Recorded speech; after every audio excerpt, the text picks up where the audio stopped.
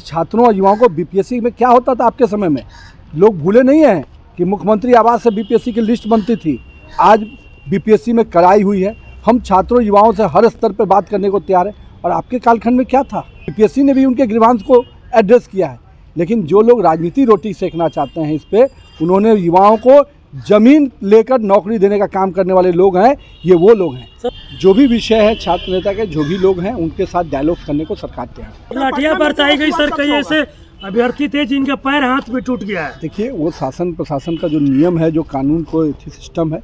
नमस्कार, लाइव बिहार देख रहे हैं आप। आपके साथ मैं स्नेहा गुप्ता। आपको बता दें कि 70वीं बीपीएससी को लेकर जिस तरीके से छात्रों ने भयंकर प्रदर्शन किया था और जिस दौरान पुलिस ने लाठीचार्ज की और कई छात्र और छात्राएं घायल हो गए, और इसी चीज़ों में अगर हम बात करें तो बिहार की राजनीति में से भी कई लोग इन छात्रों के साथ खड़े हो गए थे। अगर बिहार की हम बात करें तो देर रात पप्पू यादव भी मिलने पहुंचे थे।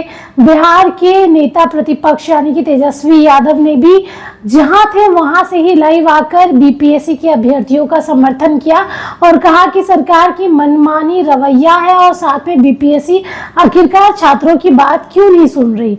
अब इसको लेकर जिस तरीके से बिहार सरकार के मंत्री नितिन नवीन का बड़ा बयान आया है और उन्होंने सीधे तौर पे तेजस्वी यादव पर भी बड़ा निशाना साधा है। सबसे पहले क्या कुछ कह रहे हैं बिहार सरकार के मंत्री नितिन नवीन, आप पहले इस वीडियो पर नजर डालिए। देखिए, निश्चित रूप से जो बिहार के लोग हैं, बिहार के संसाधनों पे बिहार के लोगों का हक होना चाहिए। और कहीं ना कहीं जो भी सरकार की योजनाएं हैं, अन्य चीज़ें हैं, उस पर निश्चित रूप से बिहार का हक होगा। बिहार के लोग उसके अधिकारी हैं, नहीं कि बाहर से आए हुए लोग। और जो लोग भी ये कर रहे हैं उनको चिन्हित करके उन पर कार्रवाई होगी। जहाँ तक विषय इस विषय का है कि किसी को दर्द हो रहा है, तो मैं तो पूछता हूँ, जब करोड़ों हिंदुओं का बांग्लादेश में शोषण हो रहा था, उनके मुंह से एक सांत्वना के शब्द नहीं निकले, हिम्मत नहीं हुआ। लेकिन आज बिहार में रह रहे हिंदू और मुस्लिम हो, भारत में रहे हिंदू मुस्लिम को कोई तकलीफ नहीं है। लेकिन बिहार और भारत के बाहर में रह रहे मुसलमानों के प्रति आपका बड़ा दर्द है।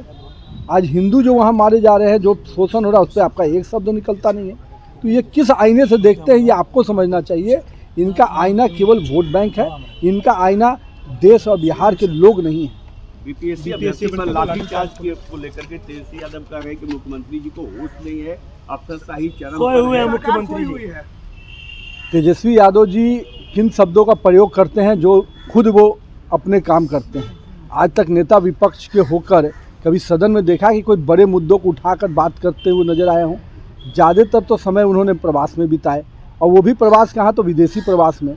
और अब जब चुनाव नज़दीक आया तो मुद्दों पे बात कर रहे हैं। मैं तो ये पूछता हूँ, तेजस्वी यादव जी 4 डिपार्टमेंट के आप मंत्री रहे, कभी भी 4 डिपार्टमेंट से रिलेटेड किसी एक विषय पे आप चर्चा करने के अधिकारी हैं क्या? केवल बीपीएससी आज छात्रों और युवाओं को बीपीएससी में क्या होता था आपके समय में, लोग भूले नहीं हैं कि मुख्यमंत्री आवास से बीपीएससी की लिस्ट बनती थी। आज बीपीएससी में कड़ाई हुई है। हम छात्रों युवाओं से हर स्तर पर बात करने को तैयार है। और आपके कालखंड में क्या था, और आज जो बीपीएससी है वो बिहार के छात्र युवा देख रहे हैं कि कड़ाई से एग्जाम होता है, कोई बीपीएससी पे सवाल नहीं उठा सकता है। फिर भी अगर छात्रों और युवाओं को कोई ग्रीवांसेज रहा है, सरकार ने उस पर डायलॉग्स किया है। हमारे उप मुख्यमंत्री कल मिले और सारी विषयों पर चर्चा करने को तैयार भी है। और इवन बीपीएससी ने भी उनके ग्रीवांस को एड्रेस किया है।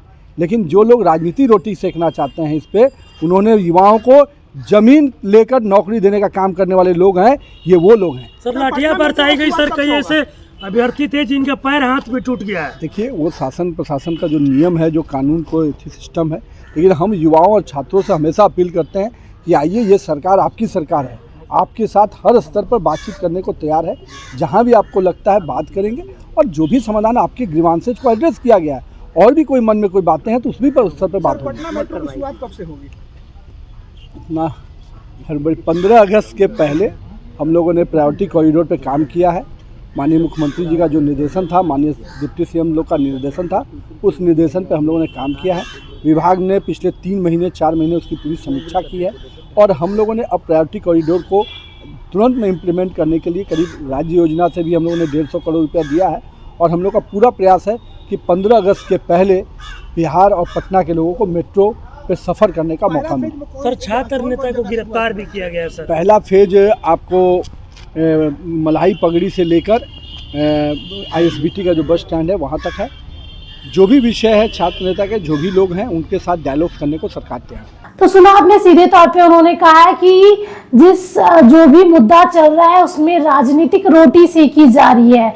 जो जमीन बेचकर नौकरी दिया करते थे उनको तो बोलने का हक ही नहीं है। उन्होंने सीधे तौर पे ये बात तेजस्वी यादव और उनके परिवार पे कही है, क्योंकि आपको याद ही होगा किस तरीके से नौकरी के बदले रेलवे में जॉब दिया करते थे और ये सारे आरोप लगे भी हुए हैं। और इसी दौरान ये भी उन्होंने कहा कि हम अब स्टूडेंट्स की बात सुन रहे हैं, बिहार के मुख्यमंत्री भी बात सुनने को तैयार है, BPSC भी, डिप्टी CM भी सारी चीज़ों पर चर्चाएं कर रहे हैं। तो बिहार के अभ्यर्थियों को सड़क पर उतरने की ज़रूरत नहीं है। और जब ये सवाल भी उनसे किया गया कि कई स्टूडेंट्स पे लाठियां बरसाई गई तो उनका कहना था ये पुलिस का काम है, पुलिस अपना काम कर रही थी और सीधे तौर पे इस पे हम कुछ नहीं कहना चाहेंगे।